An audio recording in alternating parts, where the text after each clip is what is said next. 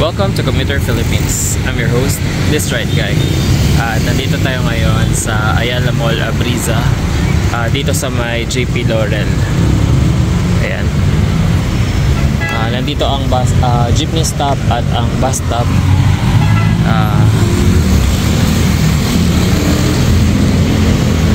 Ayan. North route at south route. Tignan din natin ang mga jeep na dumadaan dito. Nandito ang mga jeep na route for Landmark, Panakan via Buhangin at Panakan via Saksa. Nandito rin ang mga bus na papuntang Buhangin na NHA. Sa kabila, Route 10.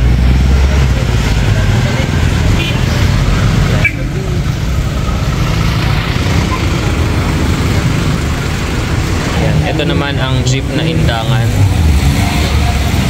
Ito naman ang Saksa. Ito, Tibong po. Jade Body naman yan sa kapila. Ayan. Ito naman ang communal via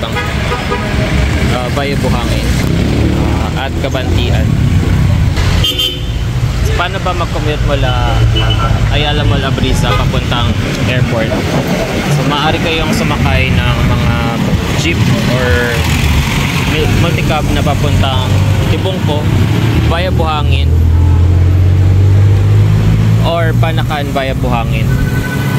Kung ang sinakyan nyo naman ay Panakan via Saksa or Tibungko via Saksa, bumaba kayo sa Panakan crossing at sumakay pabalik ng Buhangin.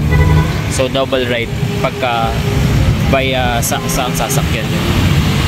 Pag Buhangin lang ang sinakyan nyo na NHA, double right din yan.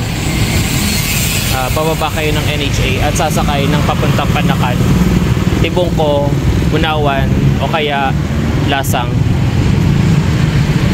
Ayan, ito Landmark 3, dadaan yan ng Buhangin. Pwede kang sumakay dyan papuntang airport. Kung kayo naman ay magko-commute mula Abriza papuntang SM Lanang, sumakay lang kayo ng mga jeep na biyaheng Saksa. Ang direksyon naman sa kabila, ayan, ay papunta ng Rojas Avenue or Magsaysay. Yan, mga papuntang Magsaysay yan. At papuntang SM City. Kung papunta naman kayo ng Ecoland Bus Terminal, pwede kayong sumakay ng mga jeep na papuntang Bangkerohan at sa Bangkerohan sumakay ng mga jeep na papuntang Ecoland, Route 2 o di kaya Ecoland SM. Sorry. Ayan, pwede din kayong sumakay ng mga Panakan SM.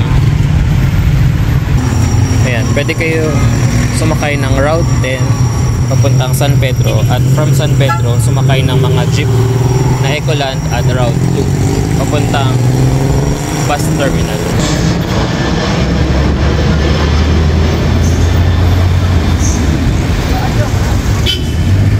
Pwede din kayo sumakay ng Buhangin, bumaba sa Bangkerohan at lumipat sa Route 2 na mga jeep papuntang Ecoland bus terminal.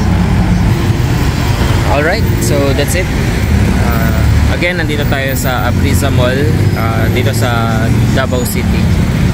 Don't forget to like, share, and subscribe to my YouTube channel. Thanks for watching and see you on the next episode.